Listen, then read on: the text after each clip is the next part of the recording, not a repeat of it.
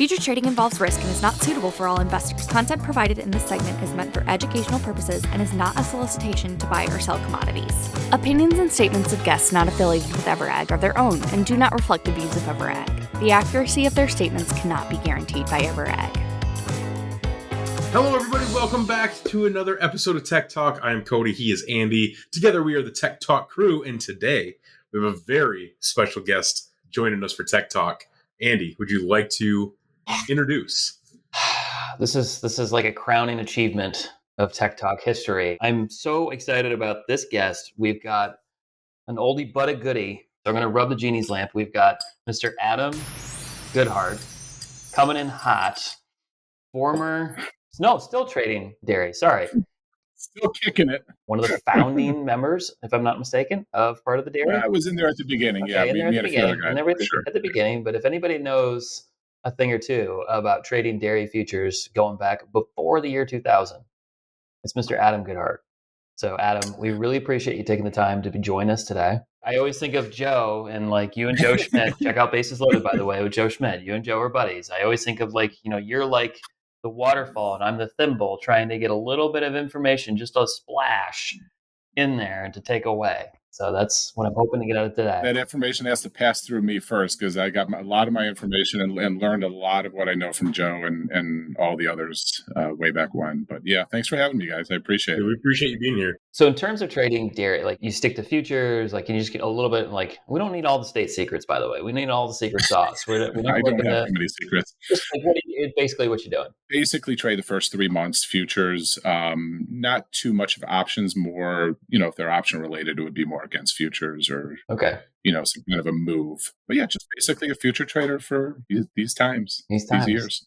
And you typically stick in class 3, right?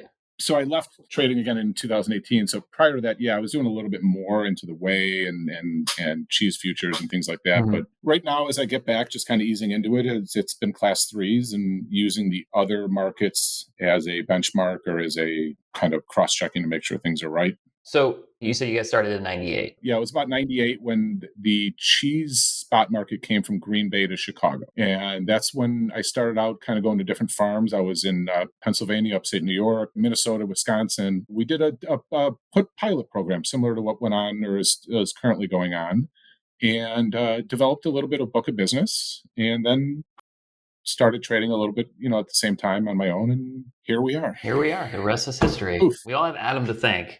For bringing I don't know if I would go that bringing far. the cheese market to Chicago, getting the class 3 futures rolling. I could certainly rattle off some names that had a lot more to do with the market being grown than I did. Okay. I was there. But you started on the exchange back when it was on Whacker. Yeah, 30 South Whack. I started in the hog option pit with some future dairy traders as well. But yeah, it was kind of right place at right time at the moment. As we all know, it's a huge market, so it just naturally formed. And we had a saying way back then that volume begets volume, and that's the case. And it's grown ever since then, and it's a wonderful pit. There you go. It's a great market. There you go. Well, we're super pumped. We're super pumped to have you. Thank you very much for joining. We had a few charts that we want to look at. This one came at request, Adam, and it's the S&P. And it's just, it's so hot right now with everything that's been going on, global. And it feels like too, it's spilling into milk. And so just looking at the chart, what are you thinking here? This is the front month S&P. This is SEPSPO.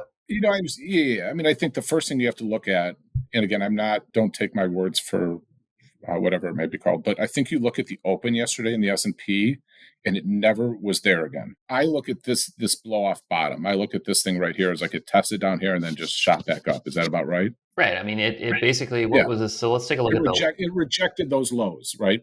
Correct. Pretty strongly. So to me, that looks like, we put 40% on this market in the last 6 months. You took 5-10% off. I don't know. From a chart perspective, I don't know. It looks very similar to the September chart, though. I'll tell you that. You think it looks just like that? We're going to take a look at that here in a second. So you think this looks like that? It's got the same characteristics of the break, of the little mini rally and then the break. I think I've heard you say before that we don't follow the stock market. The stock market follows milk. Is that right? No, the question that I think people are all kind of wondering, is it time to roll over in the stock market? To your point, there's been a significant rally, not just this year, but in general for several years. I mean, And the question the is, stock market. are people going to be Yeah, able to spend money the same way they have been at things like some of like the quick service restaurants and the grocery store? yeah. I mean, that's definitely something that I think you and I have talked about, non-chartistically speaking. Sometimes, New word, I- non-chartistically. yeah, that was a word I made up a long time ago. There you go. Chartistically, We're using it. I'm the type of trader that kind of blends things, charts and fundamentals, and I don't trade the S&P at all or anything. It's just used for more long-term investments. So to me, an S&P is hold it, just put it in and hold it until you want to take it out when you're 60 something. So Cody's question is, are we all going to be able to retire? Correct. Time out though. Like I feel like you're never going to retire. I feel like you're going to fall over dead and that's going to be your retirement. Like you're always going to be doing stuff. He's a worker bee. Yeah, you're a worker bee. I mean, I feel like it's true. I was asked by a colleague. I think they were making fun of me because last time we looked at the SPOO, we said we might be able to retire within a week. Yesterday happened.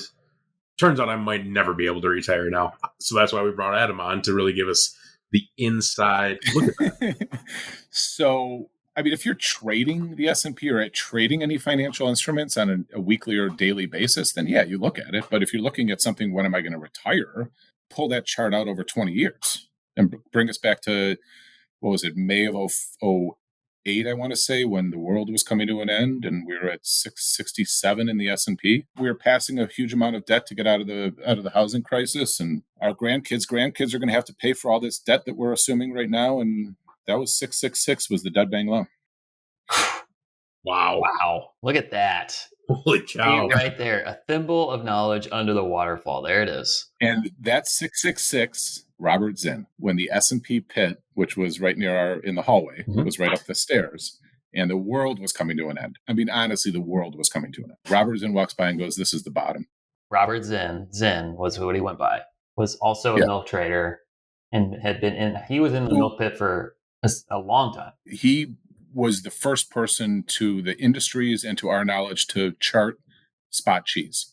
Okay. Commercials thought he was a little nutty for using that. And if we had Tech Talk like OG, it would be Zinn the master. If you could get Robert Zinn on your Tech Talk, you will reach 10,000 subscribers. Done. Because Cody's going to get a big tattoo. We're getting him on. Yes. That's the goal. 2024 goal. We're getting Robert Zinn and Adam on the same day. From A to Z. Adam Zinn, A to Z show. It's going to be phenomenal. It's going to be huge. Listen, we were all very fortunate. We have a good foundation of people that we've learned from in this pit, and Robert is definitely one of them. I hear you. Yeah. I agree. You're going back to it. This is a weekly SPOO. You've got what looks like a potential hammer shaping out. Trade off the low. You're saying that you got to keep an eye out. Can we maintain this like rejection of the low and just stay the course, stay long over the long term? I think if you want to look at long term on the S&P, is you just don't look at it, because it's to me, I don't trade stocks or S&P or any other financial instruments. So my financial investments from a S&P or that type of a vehicle would be all long term. Sure. So it's just kind of put it away, and if you look at that chart, it goes up. It comes down, but it goes up. Right. Fair enough. I think if we just want to look at it shorter term. But short term, I think there is stuff over the market. I think there's stuff hanging over the economy that could put a stall into this. It's not too similar than we were talking last week with September. Milk. Right. Everything's baked into it. Right. All the good news, everything's baked into it. Then you saw some cracks. And then, now you saw a little bit of a crack with us with maybe some blocks coming down or whatever that may be, but ultimately found that support. Right. Because it's good, or at least now it's good. Sure. Right. Ultimately, I think the S&P is good, but we've just went up 40%. We're taking 10% off. There you go. 40-10. Not that. Yeah. 40-10. So let's put a bit in it. We want to try to end with the cheese and class 3 at the same time. Yeah. So we're going to take you back to the good old days. Taking them back. October piggies. Oh, Mean hogs. My piggies. The pigs. The little October piggies. Hog options, baby. Is this what I think it is? Goes up and retests all this junk right here? Yeah, where's that? 85 to 67, and we're at 73. I mean, yeah, I think it's got a little room. Yeah, that's where I was looking, 89. Yep, 78. Right there. Right at the halfway. I'm a big Fibonacci guy. That's kind of where I lay my foundation. Okay, so why? I've seen you. Why is that? Are you willing? Again, we don't need all the state secrets. It was the one that was able to be self-taught. Okay. All right. I mean, fair enough. Like that works. I mean, Whatever. honestly, I didn't take it. I did. We were all self-taught. I mean, Sure. you listen to people. I followed people, but I subscribe to the theory that every ship at the bottom of the ocean's got one. So, A chart. a chart. Yeah. Yeah. Oh, for sure.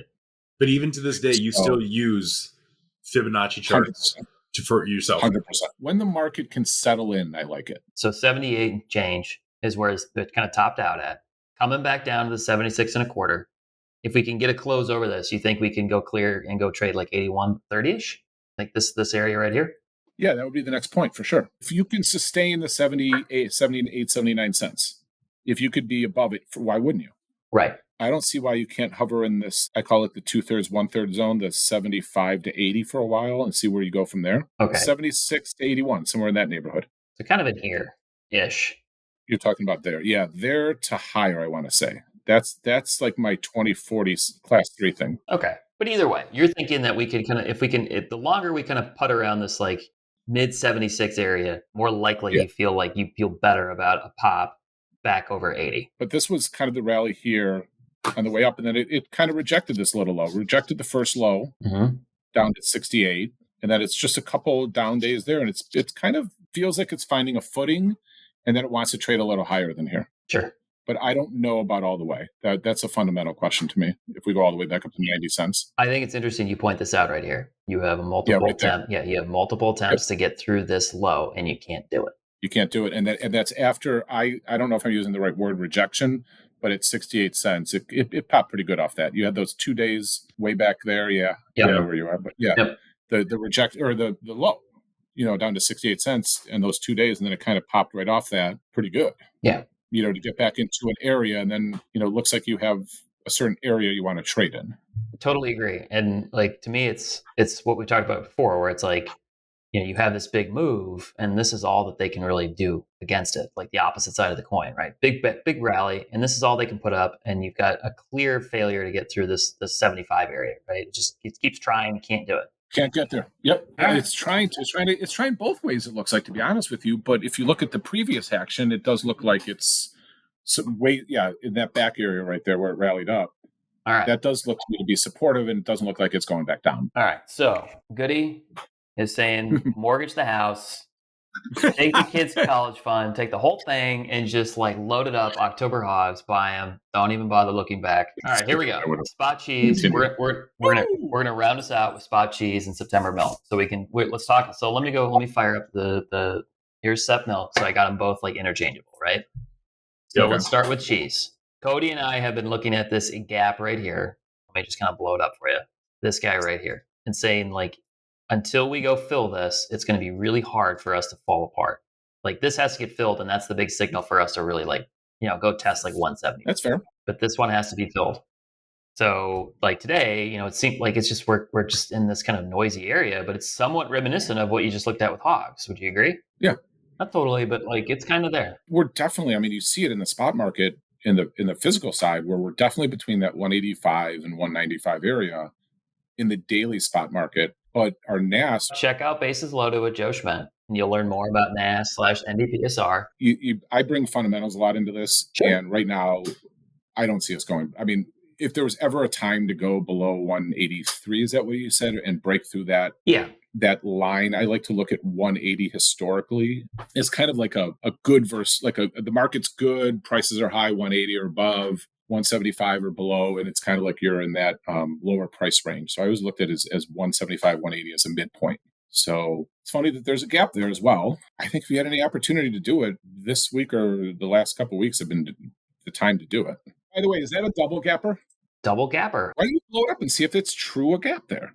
Because if it's a gap for sure, and then here, no. Oh. I mean, the high of that gap correlates with the low of the one. Yeah, so it's not a gap. It's technically not, is it?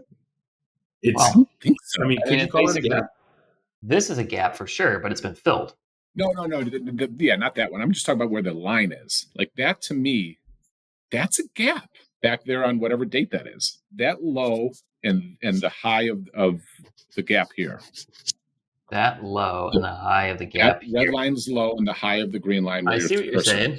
Are you saying to properly fill that we have to go to 183 before we see the Well, rally. it's the same price. So yeah, 182. Yeah. Once you Okay. break that, though, you're trading a double gap. Yeah, a double gapper. So if A we, double gapper. so you're saying that basically like, so it's something that we talked about here in the show before, right? Like this 183, 182 number. Yeah, Let's- it's a key number. It's a big number. You get to settle on average at 180 or lower. It's like we could be a quick trip to 170. I think you fill the next gap if you go down to 180 pretty quickly. To be honest with you. Okay, so let's go take. 166. Oof. Yeah. Why wouldn't you? If you're going to bust through this number that we've been at for a while, why wouldn't you go back to the high of the other range of the previous range? Because we've seen that before, right? Where it's like it takes forever to get out of a range, and then once we bust out of it, it's like a quick trip to a price. Yeah, quick trip to a price. You fill everything. You probably have some gaps to go on the way up as well. That kind of a thing. Question. There is a gap at 223 that we have talked about before. Which gap, in your opinion, would we fill first? When is this recording? Is this airing Wednesday? Because my mind could change by Tuesday. Putting them on the spot. Because Andy and I have talked about this being a bull flag on cheese for a couple weeks. And he's been right. It is propped up to be a pretty good bull flag. Maybe not, as he put it, waving in the wind as hard as it was a couple weeks ago. But still, with that in mind, which gap do you think it's filled first? Great question. Based on current action only, I would have to say the down 180 gets filled first. But Okay. I believe the 2.25 is definitely in sight. And if we get that bid that we need above $2, you're there. I mean, Yeah. Okay. It's similar to what you just it's- discussed, right? Like where if we get the close below 180, it's a quick trip to 165. But if we get the close Right, I above think $2, like you're right at 205. 2.25. Yeah, I mean it's like. We've been in this range. I think we talked about it. Should we go to Step Milk real fast? There's milk. There's Step Class 3. Milk. Yeah, Step Milk. It's in this range between $20 and $21. Yeah, And we've it's just been playing in this range, in this 20 to 20, 50, 20 half, and then you get the breakouts. So what? And that equates to what? 185, 195 cheese. I mean, we've basically been 19 the last 2 months, potentially going into this month as well.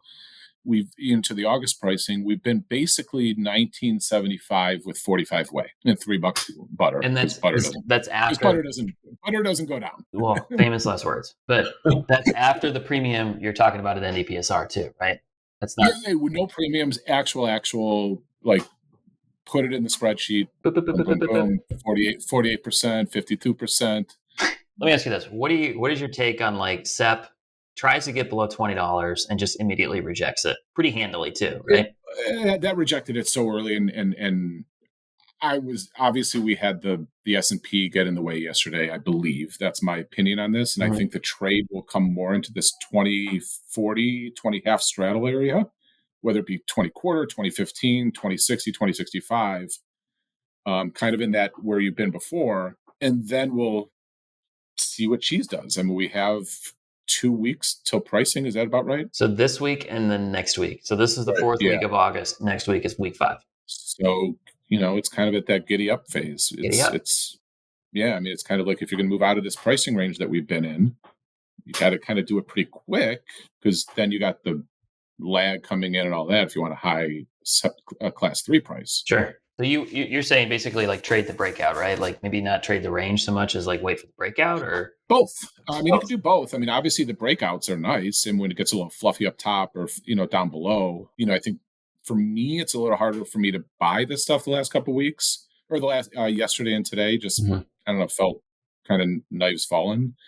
Where I found it a little bit easier to sell it last week, just because, as we talked about, everything was kind of baked into the market. And it was such a premium. Yeah. So explain that. You said that earlier. Like, so you're saying that like the futures price had baked in all kinds of good information that had to come true. First of all, we had a rally in there. We had a rally in cheese in there, which is obviously what you need. So we didn't have that. But we had that priced in. Right. So we also had priced in the previous 2 production reports, the previous 2 cold storage reports, just general bullishness in the market. And, I think you can kind of mirror the S&P a little bit, where it was all the expectations. And then we had some cracks in the armor with unemployment. You had all that baked in it. And now you're just having kind of like a little bit of a retracement from the futures, but the cash hasn't done anything. Right. Yeah. Cash really doesn't move. Your point, right. I mean, it's just sideways. Well, the daily spot moves, but the NAS doesn't move. You're thinking we kind of we get ourselves back into this kind of like this noise. and just see where we go? I mean, predicting in the dairy pit. How does that go for people? I don't generally like to have predictions in the. This is where you get your thimble out.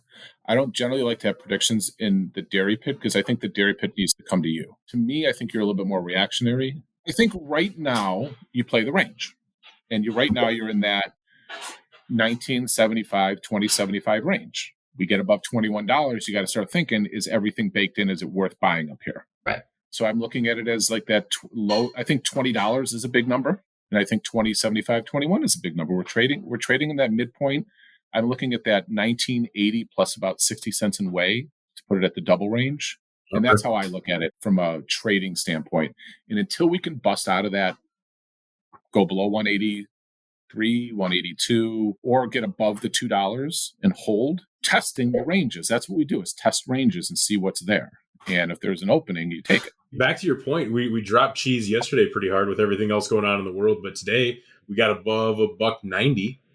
Again, we're at what, $1.90 half? 190 and a half. Yeah, you're a full 7 cents above. You were testing that 183, that gap, and we were having serious discussions about it. Mm-hmm. I was thinking it potentially could happen. I mean, if we're open lower in the S&P and this isn't some type of a yield trade that's having some trouble, I think there's some cracks in the S&P for sure. That if overall the market goes down, I got to imagine we're going to follow. I mean, it's not like we can say we're staying higher because of feed costs or anything like that. Right.